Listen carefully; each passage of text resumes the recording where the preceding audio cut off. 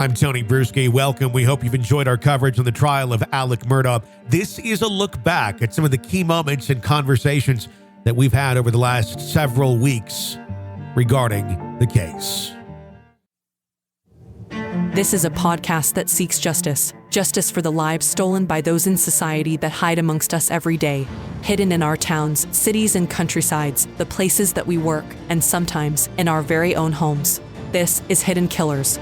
Welcome to the podcast. Press subscribe wherever you download podcasts so you don't miss any breaking updates and discussions on the cases that we are following for you. A complete list and links to each and every show that we have individual podcasts for is in the description of this episode. You can get a commercial-free version of everything we put out through Apple Podcasts right now. Just go there and press subscribe and try it for 3 days free. I'm Tony Bruschi. Today, we are going to be talking with Giovanni Masucci. He is a senior digital forensic examiner. He's been doing it far longer than most and has some very powerful insight into exactly what a digital footprint is and how we make it with our various devices. Let's talk about the Alex Murdaugh case, the digital forensic evidence that exists there. From what we know thus far, what are some of the pieces that stand out to you most? Well, what's interesting is that definitely the prosecution examiners, forensic examiners on the case, for instance, Dove, did an excellent job with going through and using the right digital forensic tools to examine each one of the phones of the victims and also of the suspect. And tools that were mentioned that I was listening to in the trial was the Celebrite. And if folks aren't familiar with that, it's an industry standard #1 tool in the industry worldwide to utilize to do collections and also analysis of data that's collected off the phones. The other ones that were used was, what I understand, was Magnet Axiom, another wonderful tool. And those tools also are used to verify off each other on whatever data evidence that was potentially collected, so they can verify. The other tool that was mentioned was the Gray key. That is for unlocking a phone, which we heard that phones had to be unlocked, and that's why there was the delay in one of the. I believe it was. Correct me if I'm wrong. I believe it was Alex's phone. I believe so. Yes, and so they couldn't get into, and they didn't get into it until I believe March, if I recall. And so I know the defense was like, well, how come it took so long? Well, again, as Dove explained, that the updates, they tried to, Apple will go ahead and try to fix any bug fixes that they may have in a phone or any way for anybody to get into the phone, let's say hack it, and uncover these bugs. And so what the manufacturers do is they look and exploit those bugs that come out in the updates. And that's how they're able to get into the phone and incorporate it in their forensic tools to kind of go around the unlocking and unlock the phone, go around the, and so that's why it took so long. So now you have the data that's pulled is all factual data. It's nothing that's being manipulated. So they're pulling off data off the phones. They're getting timelines. They're connecting the dots and linking between the victims, the suspect, and any other parties that are involved. So with that evidence alone, including then you got the Snapchat video. Yeah. I'll tell you this, I'm guaranteeing, I'm positively that they're doing voice analysis. Oh, sure. I'm sure they're taking, they're looking at other voices in different contexts that Alex has spoke, and then they're matching it up to the video. Because that was some of the question in some of the evidence that was presented the other day of Alec making dog calls at a dog that his son Paul was having. Yes, and conversation as well. Yes, and so they're able to link this and put this timeline together. It's incredible how pretty much accurate it is.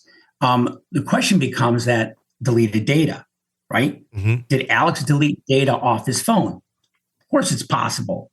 Anybody can delete data off the phone, because what happens is when a text message is deleted or a call, it goes back into the memory, but the header information is missing. So that's why logically you can't see it. But with forensic tools, you have the potential to recover it. It's never 100% guaranteed that you're going to get it because the phone memory keeps overwriting. Sure.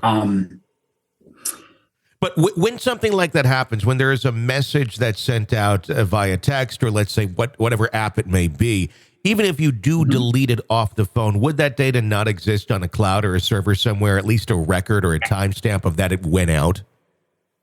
Absolutely, it can. So when you have your phone, there's automatic defaults that are set up in the phone, but you have the choice as the user of your phone. What do you want to back up? Okay. Are you backing up everything? Or are you only backing up your music, email, phone calls, voicemails? So you have a choice on what you can back up. You're backing up all your text messages. So I would assume that law enforcement definitely is looking at all that. That was one of the questions I was writing down. I was listening to the trial. I said, what about the backup data? Did they go after the backup data? Where is it in the cloud? Right. So, and any social media as well, it could be backed up into the cloud. Anything that's on that phone, any application. Yeah. So they have all those avenues that put all those pieces together. Is there anything that we haven't seen thus far that may be missing that you're expecting to see come out here to either pinpoint Alec at the scene, which we already do have some of that data there, or to help exonerate him and show that, in fact, maybe some of his stories are true? Well, what we heard in the trial was that this week is that I believe the FBI did a forensic analysis of his infotainment system on his vehicle. Now, I had questions because what data? It seems like they didn't reveal all the data because in that infotainment system, okay, depending on and there's only one major standard tool that's utilized by government and private sector alone that can pull all that data off, but that would should be able to get some kind of time reference and recording of where the vehicle was, because the vehicle also has GPS. Sure. And they asked Detective Dove, and I believe he wasn't sure if there was any connection from his Bluetooth from Alex's phone to the vehicle. And I believe that was on the phone side. But what I didn't hear is that, did anything come out? I did not hear anything that said, was there a connection in the infotainment system that may have showed it? So that would be interesting. So I want to hear more evidence about what they have acquired on the infotainment system, because there is a whole slew of information that can be acquired there that could be more pinpointing accurate. Yeah, I mean, any modern vehicle would have the GPS capability. Does it? Obviously, sometimes those capabilities, as far as being tracked or to use the features of the systems, require subscriptions. Does that matter, though? Would the system not, even if a subscription is activated or not, still be tracking your GPS, or at least internally have that data? Yes. Okay. It should be there. It depends on the vehicle, make and model, year of the vehicle, and what exactly the tools can acquire. Again, updates are important on these forensic tools. Yep. Right? And so they look for the exploits and where they can get in and what data they can acquire. How often is it that a criminal or someone who's being accused of a crime completely overlooks their digital footprint and really, they're looking, okay, I don't want to leave this evidence here of, physicality, physical evidence, but they're either unaware of what digitally is being tracked by them, or they're just, oblivious to it, but not unaware that it happens, but it's not, top of mind for them. Right. And I've seen it time and time again on cases that I've had to testify on. I mean, I've been doing this a long time, 20 years. And it's amazing, a lot of times digital evidence is supporting evidence, but now digital evidence is main evidence. And that's what links to the crime, because everything you do, you're touching some kind of digital evidence, whether it be a watch, whether it be, your Alexa at home. or Cirrus, your vehicle. Your vehicle is your command and control center. That's what I always said. And so all that data, including social media apps, are also in those infotainment systems. But yes, it seems like everything that you're utilizing, there's some sort of digital evidence, and it does get overlooked. So law enforcement is it's the tedious task of where that digital evidence may be and connecting it out, because things might not have been on Alex's phone, but again, they correlate it with other folks' phones and the victims' phones to link it together. Yeah, it's not always just, okay, I'm tapping my watch to check the time, or I'm unlocking my phone. Just by doing those very tasks, that's creating a timestamp. And I'm assuming also creating a location information in your phone of where you did that at geographically. And then the background apps that are doing their own things that you are unaware that they're even doing.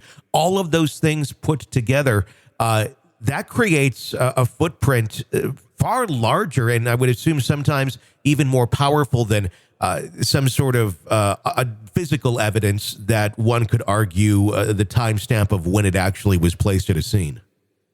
Absolutely agree. As you heard Detective Dove testify this week, is that he went into the SQLite databases. So these phones all contain these databases where, yes, these apps are running in the background and they're keeping track. We don't see it. Logically, we don't see it. But inside the phone, it's keeping track. And so what the forensic examiners have to do is they have to go into those databases and carve out that data. It's there. It's just a matter of getting to it and carving it out, and piecing the pieces of the puzzles together. Can the argument ever be made, as you could with physical evidence, and you could put some doubt into the mind of a jury, but with digital, can it ever be made that, well, the data is just wrong? That's just not accurate. To me, whenever I've had to do a report, an expert report, or testify, it's the facts. I'm taking the facts to the phone. Now, I can't testify who actually has the phone. Okay. And so that's where law enforcement looks at cameras. If there's cameras in the vicinity, looking at other pieces of the evidence to put that together. I can never say, okay, the person was there, he was the one holding the phone. I can't say that unless I actually see that. Sure. But I can look at the digital footprints that it's making and where the victim or the suspect may say he was. And I can do, when it comes to cell phones, you can do cell tower triangulation. So we're looking at call data records. We're trying to triangulate. We're looking at GPS records, Wi-Fi. So we're taking all that into account to pinpoint where the suspect may have been. So all that data there, just it shows such an accurate footprint that it makes it almost impossible to argue. I mean, one would then have to argue, well, I was framed, somebody took my phone, and then we get into territory that just becomes almost ridiculous. Yes, I would agree on that. Yeah, digital evidence is just so surmounting on, the footprints that are left by all of us using, digital data. It's just accepted as a way of life. Giovanni Masucci, Senior Digital Forensic Examiner, thank you for your insight. It's always a pleasure having you on and getting that. If you want to follow our program wherever you download podcasts, please do so. If you do it through Apple Podcasts, you can get a commercial-free experience for 3 days free. Check that out there on Apple Podcasts. You can follow all of the stories that we are following on individual podcast channels if you like. The links are here in the episode description. You can follow me on Twitter @TonyBPod. Until next time, for all of us here, I'm Tony Bruschi. Thanks for listening.